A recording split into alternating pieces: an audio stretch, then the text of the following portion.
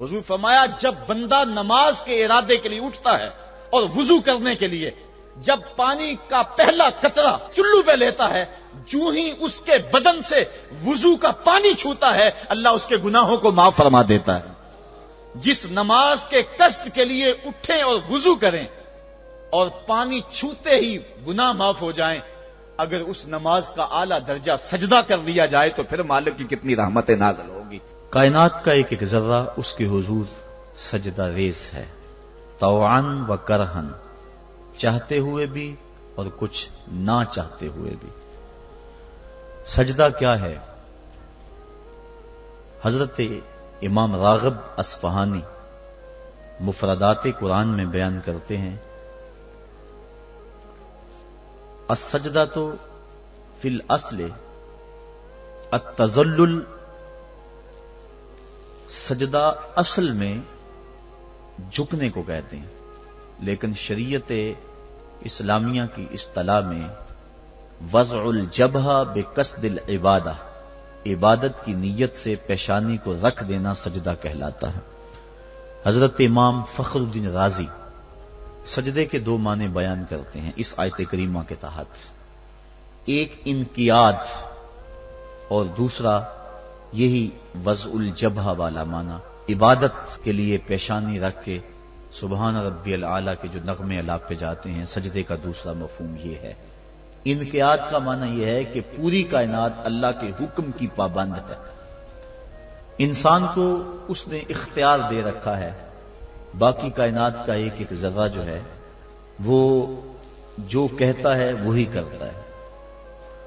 انسانوں میں سے بہت سارے لوگ اس کے حکم کے پابند ہیں اور کچھ لوگ ایسے ہیں کہ جو اس کے حکم کی دنیا پہ پرواہ نہیں کرتے۔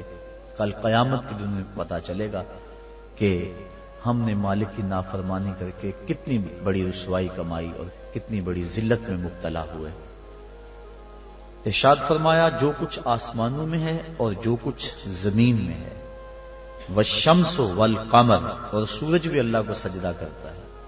علماء کہتے ہیں یہ سورج جب طلوع ہوتا ہے تو سجدے سے اٹھتا ہے، اور جب وہ استوا تک درمیان تک آتا ہے تو یہ قیام میں ہوتا ہے، اور جب وہ دوبارہ مائل بغروب ہوتا ہے تو یہ رکوع میں ہوتا ہے، اور جب وہ غروب ہوتا ہے تو وہ سجدے میں ہوتا ہے۔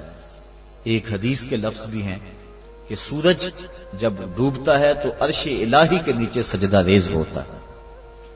کائنات کی ہر شے اس کی عبادت میں ہے، ہر شخص ہر شے کا انداز عبادت اپنا ہے۔ درخت قیام میں ہے، چوپائے رکوع میں ہیں، مینڈک اور اس قبیل کے دوسرے جانور تشہد میں ہیں، اور حشرات الارض سجدے میں ہیں۔ انسان کی عبادت کو ساری عبادتوں کا مجموعہ قرار دے دیا گیا اور اس کو کہا تو چونکہ اشرف المخلوقات ہے تو ایسی عبادت کر جس میں سب کی عبادتیں شامل ہو جائیں۔ درختوں کی طرح تیری عبادت میں قیام بھی ہو، چوپایوں کی طرح تیری عبادت میں رکوع بھی ہو، اور مینڈکوں کی طرح تیری عبادت میں تشہد بھی ہو، اور حشرات الارض کی طرح تیری عبادت کے اندر سجدے بھی ہوں۔ سجدہ انتہائی ذلت ہے، اس سے بڑھ کر ذلت دنیا کے اندر نہیں ہو سکتی۔ عالم رنگ و بو میں سب سے بڑی ذلت سجدے میں ہے۔ انسان کے اشرف اعضاء سر میں ہیں، دیکھنے کی قوت آنکھیں سر میں، بولنے کی قوت زبان سر میں، سننے کی قوت کان سر میں، سونگنے کی قوت ناک سر میں، سوچنے کی قوت دماغ سر میں، اور یہ سر مالک کی چوکھٹ پہ دھرا ہوا ہے۔ پیشانی بھی رگڑی جا رہی ہے اور ناک بھی رگڑا جا رہا ہے، اور زبان سے کیا کہہ رہا ہے؟ سبحان ربی الاعلی، مولا دیکھ مجھ سے بڑے ذلت میں کے درجے میں کوئی نہیں ہے اور تجھ سے اعلیٰ کوئی نہیں ہے۔ اپنے عجز کا اعلان کر رہا ہے اور مالک کی الوہیت کا اعلان کر رہا ہے، لیکن جب سجدے سے سر اٹھایا پھر کہا اللہ اکبر، اس کا معنی اللہ سب سے بڑا ہے۔ یعنی سجدے میں پہنچ کر انتہائی ذلت امیز عبادت میں مبتلا ہو کر کہیں دل کے کسی گوشے میں یہ خیال نہ بیٹھ جائے کہ میں نے اس کی عبادت کا حق ادا کر دیا۔ کہا سر اٹھا تو کہے اللہ اکبر، مولا تو بہت بڑا ہے، تو اتنا بڑا ہے کہ میری عبادتیں تیری بڑائی کو خراج پیش نہیں کر سکتی، اس لیے میں سجدے میں جھک کے بھی کہہ رہا ہوں کہ تیری عبادتوں کا حق مجھ سے ادا نہیں ہو سکا. تو اتنا بالا ہے، اتنا بڑا ہے، اتنا عظیم المرتبت ہے کہ تیری عبادت کا حق ادا نہیں ہو سکتا. مصطفیٰ جان رحمت اللہ کی عبادت اتنی کثرت سے کی کہ حتی تتورم قدماہ، یہاں تک کہ حضور کے دونوں پاؤں پہ سوجن آ جاتی. اور اللہ خود فرما رہا ہے محبوب ساری رات جاگا نہ کر، کبھی سو بھی تو لیا کر. لیکن اس کے باوجود کہتے ہیں ما عبدنا کا حق کا عبادتک، اے اللہ تیری عبادت کا جو حق تھا تیرے بندے سے ادا ہی نہیں ہو سکا. تو اتنی عبادت کرنے کے باوجود بھی کہا کہ تیری عبادت کا حق ادا نہیں ہو سکا. اور یقیناً بندہ اس کی عبادت کا حق ادا نہیں کر سکتا. وہ جتنا بلند و بالا ہے، جتنا وہ عظیم المرتبت ہے، جتنی اس کے شانے ہیں، بندہ جتنا مرضی جھک جائے اس کی عظمتوں اور اس کی بڑائیوں کو خراج پیش کرنے کا حق ادا نہیں ہو سکتا. اس لیے جھک کر جب سر اٹھایا پھر اس کی بڑائی بولی، اللہ اکبر، مالک تو سب سے بڑا ہے، تو اتنا بڑا ہے کہ میں سجدے میں جھک کر بھی تیری بڑائی کو خراج پیش نہیں کر سکا، اور تیری بڑائی کے سامنے سر جھکا کر بھی اپنی عجز کا اظہار کر کے بھی میں پھر بھی خراج نہیں دے سکا. اور بھی جھکنے کہ میرے اندر سکت ہوتی اور کوئی حالات ایسے ہوتے پھر بھی تیری بڑائی کا حق ادا نہ ہو سکتا. تو اتنا بڑا ہے اور اتنا بلند و بالا اور عظیم المرتبت ہے. حضور نبی رحمت صلی اللہ علیہ وسلم نے ارشاد فرمایا بندے کو سب سے زیادہ قرب سجدے میں ملتا ہے. اور سجدے میں اس لیے فرمایا کثرت کے ساتھ دعا مانگا کرو. اور ایک روایت کے لفظ ہیں کہ جب بنی آدم اولاد آدم سجدے میں سر رکھ کے سبحان ربی العالی کے نغمے الاپتی ہے تو شیطان پیٹتا ہے، روتا ہے، چیختا ہے کہ مجھے سجدے کا حکم دیا گیا اور میں نے انکار کر کے اللہ کی ناراضگی مول لے لی اور جہنم کا حقدار بنا. اور اس کو سجدے کا حکم دیا اور اس نے سجدہ کر کے اللہ کی رضا حاصل کر لی اور جنت کا حقدار بن گیا. شیطان کو ایک سجدے کا حکم دیا گیا تھا لیکن اس نے اسے ایک سجدے سے بھی انکار کر دیا. فرشتوں کو ایک سجدے کا حکم دیا گیا تھا لیکن انہوں نے 2 سجدے کیے. یہ جو ہم بھی نماز پڑھتے ہیں ارشاد ہے ورکعوا واسجدوا، رکوع کرو اور سجدہ کرو.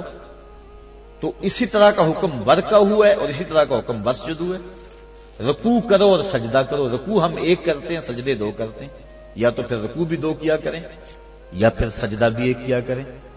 چونکہ امر ہے امر، اور امر تکرار کا تقاضا نہیں کرتا اور نہ اس کا احتمال رکھتا ہے. میں آپ کو ایک بات کہوں تو ایک مرتبہ آپ اس کو تسلیم کر لیں جو امر کی تعمیر ہوگی. تو امر تکرار کا تقاضا نہیں کرتا. تو کہا گیا سجدہ کرو تو ایک سجدہ کرنا واجب تھا لیکن ہم سجدے 2 کرتے ہیں.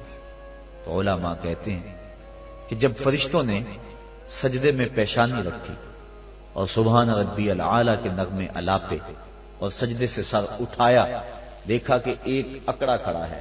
پھر دوبارہ سجدے میں سر رکھ کے سبحان ربی العالی کہنا شروع کر دیا، میرے مالک تیرا شکر تو نے ہمیں سجدے کی توفیق عطا فرما دی. اس لیے سجدے 2 ہو گئے اور رکوع 1 رہا. سجدہ انتہائی ذلت ہے اور عبادت کا انتہائی درجہ ہے.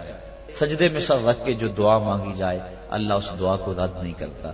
شیطان نے اللہ کے روبرو اس کی عزت کی قسم کھا کے کہا مجھے تیری عزت و جلالت کی قسم میں تیرے بندوں کو تیرے تک نہیں پہنچنے دوں گا. ان کے دائیں سے آؤں گا، ان کے بائیں سے آؤں گا، ان کے آگے سے آؤں گا، ان کے پیچھے سے آؤں گا، ان کی چاروں سمتیں گھیر لوں گا اور ان کو تیرے تک نہیں پہنچنے دوں گا. حضور فرمایا ظالم 2 رستے بھول گیا. کوئی بندہ سجدے میں پیشانی رکھ کے اس کو پکارتا ہے تو مالک اس کو بھی رستہ عطا فرما دیتا ہے، اور کوئی ہاتھ اٹھا کے دعا مانگتا ہے تو مالک اس کی بھی رد نہیں فرماتا. بلکہ حدیث کے لفظ ان ربکم حیی کریم یستحیی من عبدہ اذا رفع یدیہ ان یردہما صفرا. تمہارا رب سخی بھی ہے، زندہ بھی ہے، کریم بھی ہے. بندے جب اس کے سامنے ہاتھ پھیلا کے دعا مانگتے ہیں اللہ فرماتا ہے مجھے شرم آتی ہے ان کے اٹھے ہوئے ہاتھوں کو خالی کیسے موڑ دو. تو بندے اس کے حضور جب مانگیں مطالبہ کریں تو مالک بندوں کی دعاؤں کو قبول کرتا ہے. تو یہ 2 راستے کھلے ہوئے ہیں، ہاتھ اٹھا کے دعا مانگیں یا سجدے میں سر جھکا کے دعا مانگیں تو مالک اپنے بندوں کی دعا کو قبول فرماتا ہے، شرف قبولیت بخشتا ہے. سجدہ بندگی کا اظہار ہے اور انسان جتنے مرضی مرتبہ کمال پہ پہنچ جائے اس کے لیے اعزاز یہ ہے کہ وہ بندہ ہو۔ حضور معراج کی قربت خاص میں جب پہنچے اور مالک نے اپنے محبوب سے پوچھا بیما اشرفو کا یا احمد، پیارے بتا تجھے کس چیز سے نوازا جائے؟ تو اس قرب خاص میں محبوب نے کیا انتخاب کیا اور کس چیز کا مطالبہ کیا؟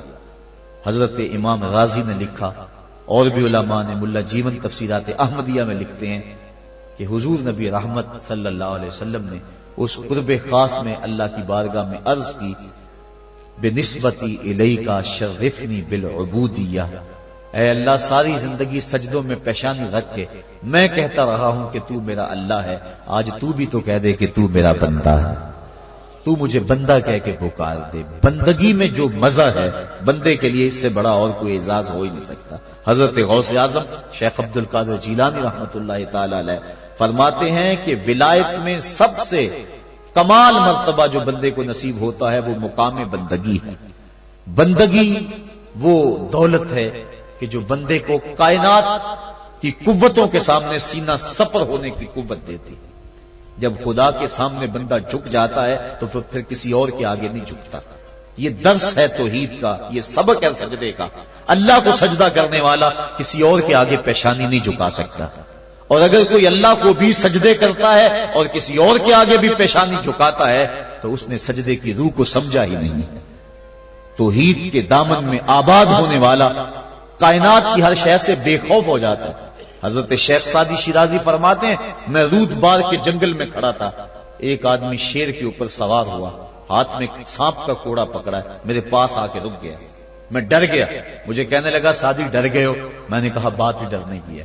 کہنے لگا سعدی تو خدا کا ہو جا، خدا کی خدائی تیری ہو جائے۔ اللہ کے حضور جھکنے والا دنیا کے سامنے کھڑا ہو جاتا ہے، اس کو یہ سجدہ کائنات کے سامنے درس قیام دیتا ہے۔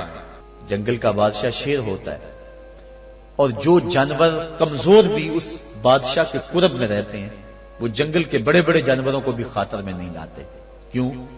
ان کے اپنی ذات میں تو اتنی قوت نہیں ہوتی، لیکن انہیں اس شے کا احساس ہوتا ہے کہ میں جس کی صحبت میں رہ رہا ہوں وہ اس جنگل کا بادشاہ ہے، اس کی قوت کا لوہا سارے مانتے ہیں، اور اس کے قرب میں رہنے والے، اس کی گود میں رہنے والے کسی اور کو خاطر میں نہیں لاتے، اور کسی کا خوف ان کے سینے میں پیدا نہیں ہوتا۔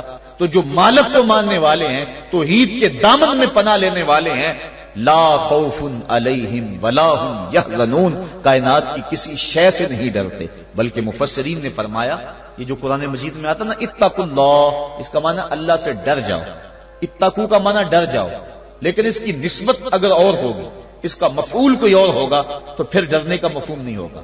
اتقوا اللہ قرآن میں لفظ موجود ہے، اتقوا النار اس کا معنی یہ نہیں کریں گے آگ سے ڈر جاؤ، جبکہ لفظ تو وہی ہے، اتقوا اللہ اللہ سے ڈر جاؤ، اتقوا النار اس کا معنی ہونا چاہیے آگ سے ڈر جاؤ۔ جو لوگ لفظی ترجمہ کرنے بیٹھ جاتے ہیں اور شریعت کے مزاج سے آگاہ نہیں ہوتے، وہ ترجمۃ القرآن میں بڑی غلطیاں کرتے ہیں۔ اس لیے ہر کس و ناکس کا ترجمہ نہیں پڑھنا چاہیے، دیکھنا چاہیے کہ قرآن کی روح کو اور منشا کو اور شریعت کے مزاج کو کس نے سمجھا ہے۔ تو اتقوا اللہ کا معنی اللہ سے ڈر جاؤ، اتقوا النار وہی معنی ہونا چاہیے آگ سے ڈر جاؤ، لیکن علماء کہتے ہیں، مفسرین نے اس کی تصریح کی ہے، فرماتے ہیں جب اتقوا النار کہیں گے تو اس کا معنی یہ نہیں ہوگا کہ آگ سے ڈر جاؤ، اس کا معنی ہوگا آگ سے بچ جاؤ۔ اتقوا اللہ کا معنی اللہ سے ڈر جاؤ، اتقوا النار کا معنی آگ سے بچ جاؤ۔ لفظ وہی ہے لیکن مفعول کے بدلنے سے مفہوم بدل گیا، اس لیے کہ جو مومن ہے وہ اللہ کے علاوہ کسی سے نہیں ڈرتا، اس کے سینے میں کسی کا خوف نہیں پنپ سکتا۔ حقوق اولاد کے حوالے سے میں نے ایک گفتگو کے اندر کہا تھا، جو افراد موجود ہوں گے اس جمعہ میں انہیں اچھی طرح یاد ہوگا کہ ہم بچوں کی جب تربیت کرتے ہیں تو ان کے نفسیات کا ہمیں لحاظ رکھنا ہوگا۔ بعض کا بچہ رو رہا ہوتا ہے، ماں نے اس کو چپ کرانا ہوتا ہے، کوئی ضروری کام ہوتا ہے، بچہ چپ نہیں کرتا تو ماں اس کو چپ کرانے کے لیے بڑے جتن کرتی ہے۔ تو بعض کا ایسا ہوتا ہے کہ بچے کو چپ کرانے کے لیے ماں جلدی سے اس کو اپنی چھاتی سے چمٹا لیتی ہے اور کہتی ہے بچہ چپ کرو بلی آ گئی۔ میں کہا کرتا ہوں کہ یہ بچے کی نفسیات پہ بہت بڑا حملہ ہے اور بچے کو بزدل بنایا گیا ہے۔ جو بچپن میں جس بچے کو بلی سے ڈرایا گیا، بڑا ہو کر وہ شیر کا مقابلہ نہیں کر سکتا۔ تو بچے کے نفسیات کے اندر یہ شے بچپن میں ہی ڈالی جائے کہ اللہ کے علاوہ کسی کا خوف اس کے سینے میں پنپنے ہی نہ پائے. یہ ہے تربیت جو ہم اپنی اولاد کی کریں. اور ایک یہ تربیت ہے جو اہل ایمان کی محمد عربی نے کی تھی. 313 ہو کے جبر کی قوتوں کے خلاف کھڑے ہو گئے. جب عمیر نے جا کے رپورٹ دی نا ابو جہل کو کہ وہ تو 3 اونٹ کھا سکیں گے اور 300 سے کچھ کم اور کچھ زیادہ ان کی تعداد ہے، اس سے زیادہ نہیں ہے، میں خوب وادیاں دیکھ آیا ہوں، میں خوب ٹیلے دیکھ آیا ہوں. تو ابو جہل نے سنادید قریش کو بلا کر کہا عمیر کی رپورٹ سنو کتنی حوصلہ افزا ہے. صبح لڑائی کی نوبت نہیں آئے گی، صبح تو رسیاں اکٹھی کرو اور جکڑ جکڑ کے مسلمانوں کو اونٹوں کی پشتوں پہ باندھ لیں گے اور پھر سین حرم میں جا کے کعبۃ اللہ کی دیواروں کے ساتھ باندھ دیں گے. لوگوں کو تماشا دکھایا کریں گے کہ یہ نیا دین لے کر آئے تھے اور یہ ان کا کیا حال ہے. جب اس نے رعونت بھرے اپنی زبان سے یہ جملے نکالے تو عمیر جو سارا منظر اپنی آنکھوں سے دیکھ کر آیا تھا، ابن حشام میں لفظ موجود ہیں، اس نے کہا ولیکن رأیت یا معشر قریش البلایا تحمل المنایا. اے قریش کے سرداروں اتنے بھی تکبر میں نہ آؤ، میں اپنی ان آنکھوں سے دیکھ کر آیا ہوں کہ یثرب کی اونٹنیاں اپنی پشتوں پہ نری موتیں اٹھا کے لے آئی ہیں. ان کے بدن پہ چیتڑے ہیں، ان کے پیٹ کمر سے لگے ہوئے ہیں، لیکن وہ زخمی سانپوں کی طرح پیچ و تاب کھا رہے ہیں. کل ان میں سے کوئی نہیں مرے گا جب تک تم میں سے ایک ایک کو لڑ نہیں جاتا. تم تو یہ کہتے ہو رسیاں اکٹھی کرو، میرا مشورہ مانتے ہو تو رات کے اندھیرے میں بھاگ سکتے ہو تو بھاگ جاؤ. اس قوم سے لڑنا تمہارے بس کا روگ نہیں ہے جو مرنے کے لیے آئی ہے. اتنی بڑی قوت کو دیکھ کر ان کے سینے میں خوف پیدا نہیں ہوا، بلکہ آپ جانتے ہیں بدر کی تاریخ گواہ ہے کہ 2 گھوڑے تھے. ایک روایت میں صرف 1 گھوڑا تھا، 6 زرہیں تھیں، 8 تلواریں تھیں، 70 اونٹ تھے. اور جن کے پاس تلواریں نہیں تھیں انہوں نے کھجوروں کے ڈنڈے توڑ لیے اور ہواؤں میں لہرانے شروع کر دیے. جب یہ ملکوتی قافلہ مدینے سے باہر نکل رہا تھا، دکانوں پہ یہودی عیسائی بیٹھے تھے. انہوں نے کہا مسلمانوں کس بل بوتے پہ جا رہے ہو، کس برتے پہ جا رہے ہو، کون سا آسرا ہے تمہارا، آلات حرب و ضرب تو تمہارے پاس موجود نہیں. اتنی بڑی قوت سے ٹکرانے جا رہے ہو جو کیل کانٹے سے اور اسلحے سے آلات حرب و ضرب سے لیس ہو کے آئی ہے. تم مقابلہ کیسے کر پاؤ گے، کس بل بوتے پہ جا رہے ہو. حضور کملی اوڑے ساتھ ساتھ چل رہے تھے. صحابہ نے اشارہ کر کے کہا نہ تیغو تیر پر تکیا، نہ خنجر پر، نہ بالے پر، بھروسہ ہے تو اس سادی سی کالی کملی والے پر.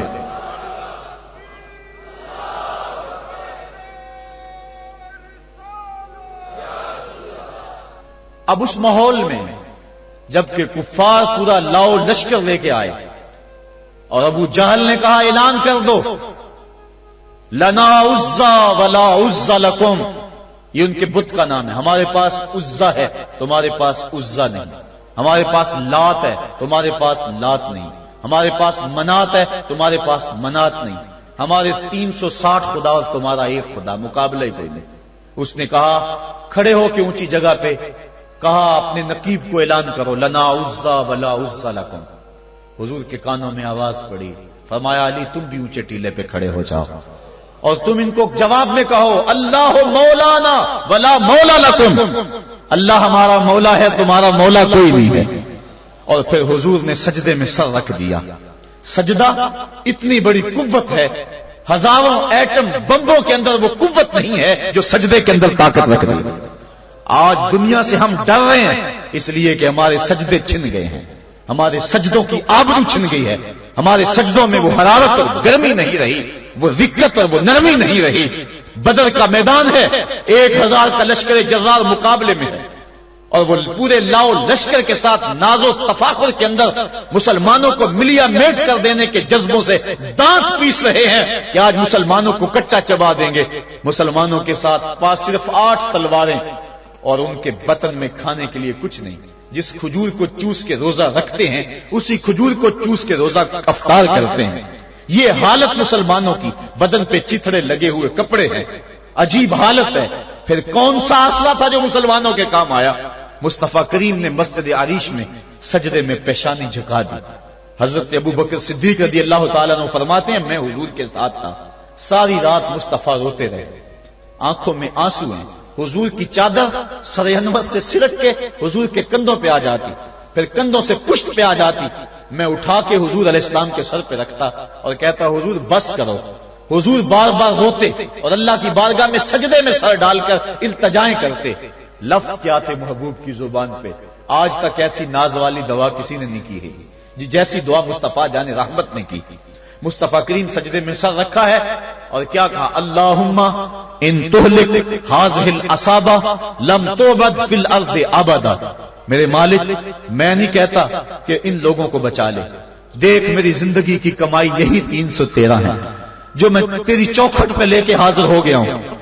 میری زندگی کا کل اثاثہ، میری زندگی کا کل سرمایہ کوہ ابو قبیس پہ کیے گئے درسوں کا نتیجہ، عکاظ کی منڈی کے اندر دیے گئے درسوں کا نتیجہ، اور ذی المجال کے میلے میں تیرے دین کی تبلیغ کا نتیجہ، طائف کے بازاروں میں پتھر کھا کھا کے جو تبلیغ کی اس کا نتیجہ، رستے میں گڑے، رستے میں بچھتے ہوئے کانٹے، اور مکے کے بازاروں میں میرے بدن کے اوپر پڑتی ہوئی اوجریاں، میں نے پھر بھی تیرا کلمہ بلند کیا۔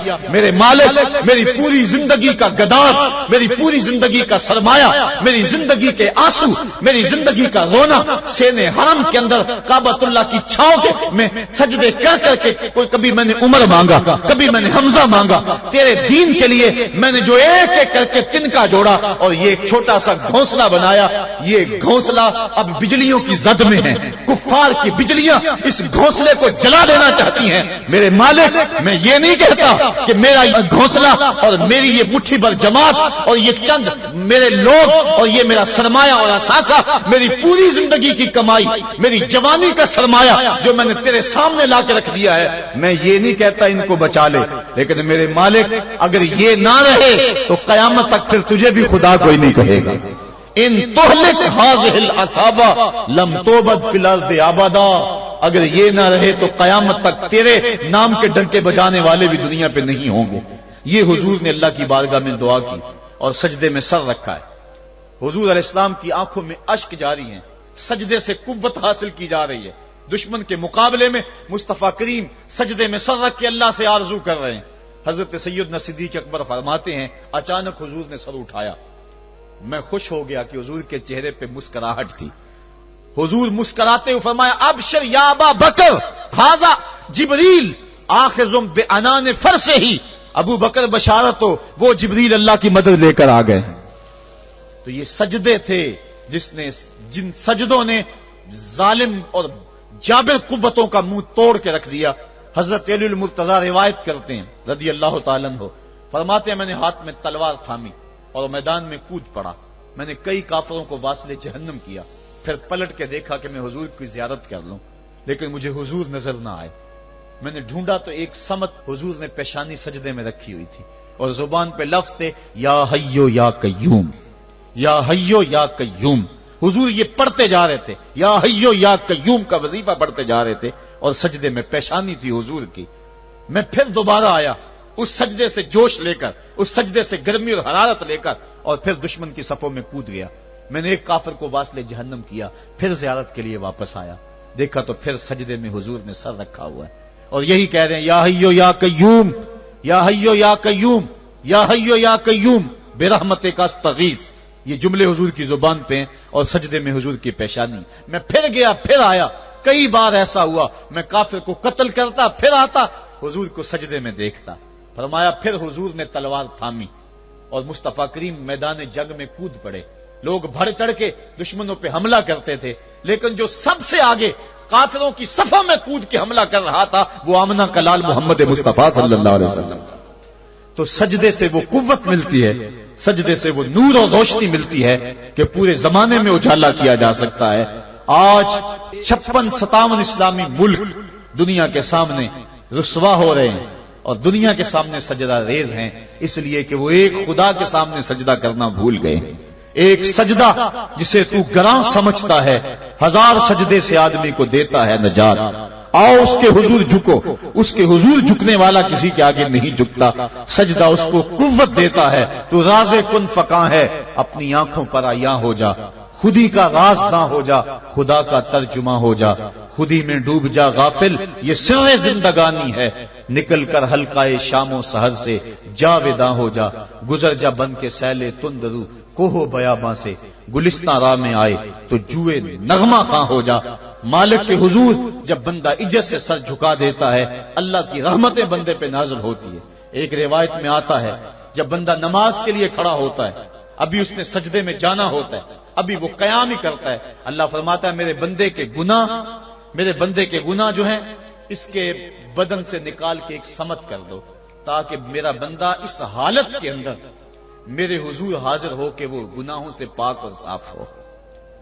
حضرت نبی رحمت صلی اللہ علیہ وآلہ وسلم فرماتے ہیں کہ پھر اس کے سارے گناہ اس کے بدن سے اتار کے ایک سمت رکھ دی جاتے ہیں، اور بندہ مصلی پہ سبحان ربی العالی کے نغمے الاپتا ہے، رکوع کرتا ہے، سجدے کرتا ہے۔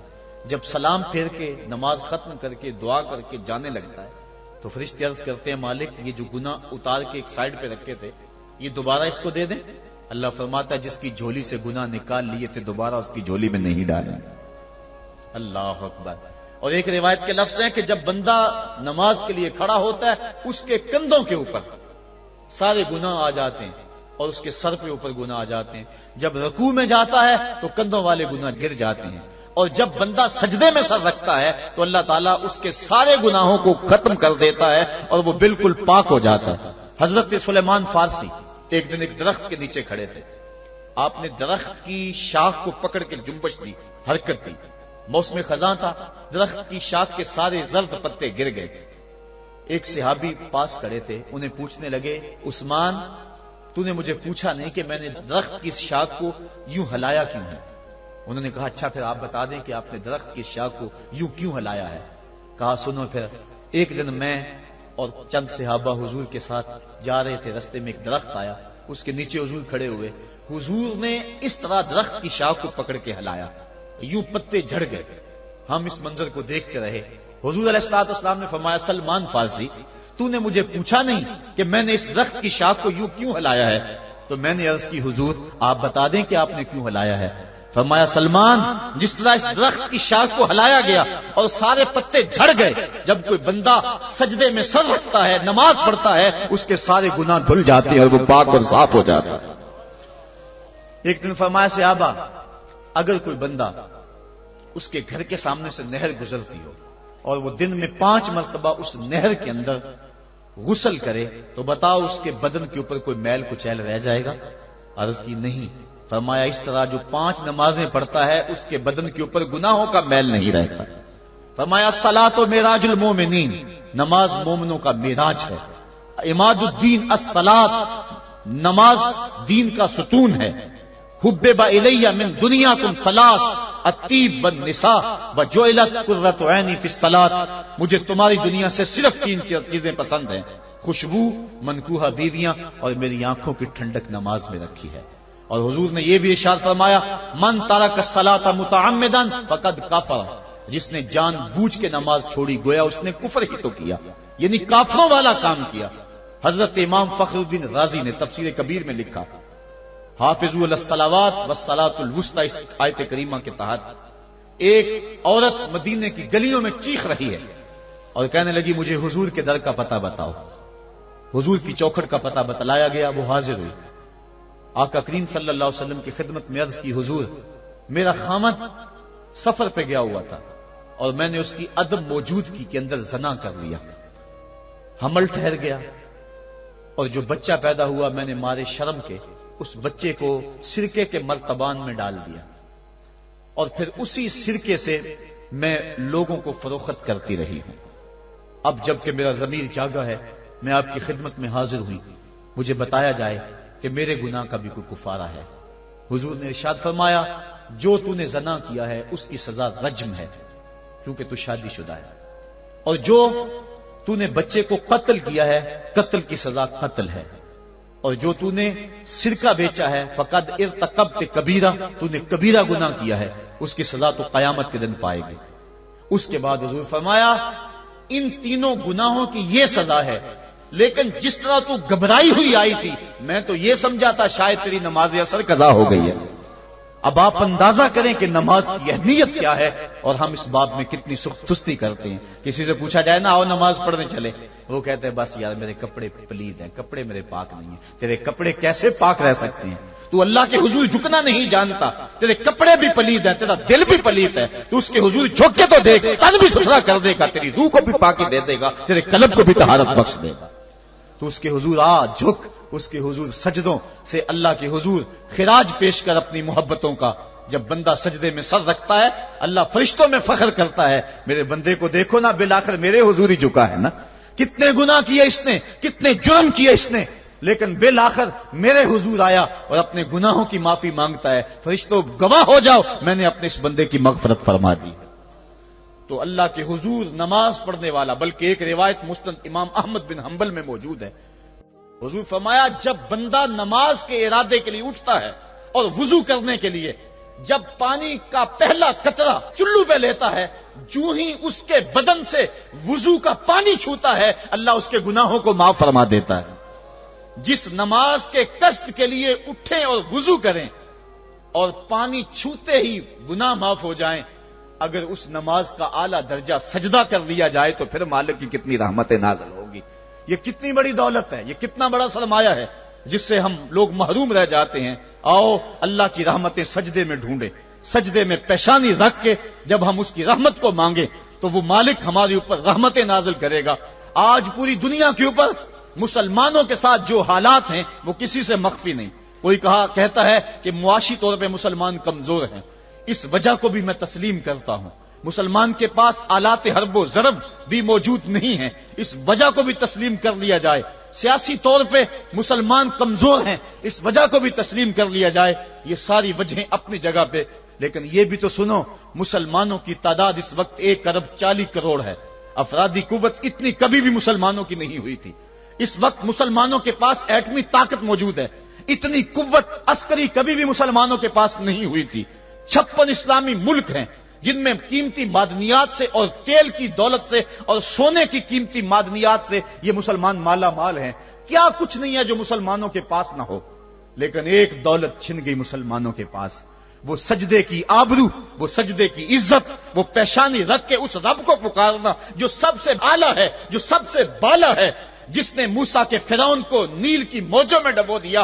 کیا پوری امت مسلمہ 1,40,00,000,000 انسان سجدے میں سر رکھ کے سبحان ربی الاعلیٰ کے نغمے آلاپ کے اپنے رب سے گزارش کریں اور اپنی امت کا رونا روئیں؟ کشمیر میں لٹتی ہوئی جوانیاں اور کل قدس کے اندر بہتا ہوا خون، شبرغان سے لے کر کابل و قندھار تک اور موصل سے لے کر تکریت تک مسلمان کے اوپر جو ظلم و تشدد ہو رہے ہیں، اپنے رب کے حضور اس کا دکھڑا سنائیں اور اپنے مالک کو کہیں میرے مالک ہم لٹ گئے، ہم کٹ گئے، ہم پٹ گئے. اسلحے بھی موجود، افرادی قوت بھی موجود، سیاسی طاقتیں بھی موجود، لیکن اس کے باوجود مسلمان دبتا چلا جا رہا ہے. اسی کشتی کو ہے خوف تلاتم صدحیف منہ موڑ دیے تھے جس نے بڑھتے ہوئے طوفانوں کے، جو 300 ہو کر جرت اور وہ طاقت اور وہ عظیمت کی داستانیں رقم کرتے ہیں کہ مالک تو بھی اس دن کو یوم فرقان کہہ کے پکارتا ہے. آج وہ امت بیچ منجدار کے اس امت کی کشتی ہچکولے کھا رہی ہے. ہماری فریاد، ہمارا استغاثہ تیرے سے ہے میرے مالک، ہمارا کھویا ہوا وقار بحال کر دے اور اس امت کو اس مرتبہ کمال تک پہنچا دے جس مرتبہ کمال تک یہ امت پہلے پہنچی تھی، اور ان کا کھویا ہوا وقار بحال کر دیا جائے. آج بھی ہم اگر سجدوں سے اپنے رب کو منا لیں اور وہ روٹھا ہوا رب آج بھی ہماری مدد کے لیے آ جائے تو پھر کوئی قوت، کوئی طاقت ہمیں نہیں لٹاڑ سکتی. آئیے ہم سجدے سے اپنے مالک، اپنے خالق اور اپنے رازق کے حضور اپنی محبتوں اور اپنی الفتوں کا خراج پیش کریں. نماز ایک ایسی عبادت ہے جس کا حکم قرآن میں 750 مرتبہ کے قریب دیا گیا. اور ایک آخری بات عرض کر کے اپنے موضوع کو سمیٹنا چاہوں گا. میرے اور آپ کے آقا مولا حضور نبی رحمت صلی اللہ علیہ وسلم پر جب وقت آخر آیا تو آخری وصیتیں جو حضور نے اپنی زندگی میں کی وہ کیا تھی؟ 2 وصیتیں تھی حضور کی آخری کی. جب حضور ایام مرض میں تھے اور آخری وصیتیں، اس کے بعد حضور نے کوئی کلام نہیں کیا، وہ یہی تھا الصلاۃ الصلاۃ الصلاۃ الصلاۃ. لوگوں میں تمہیں نماز کی تاکید کرتا ہوں.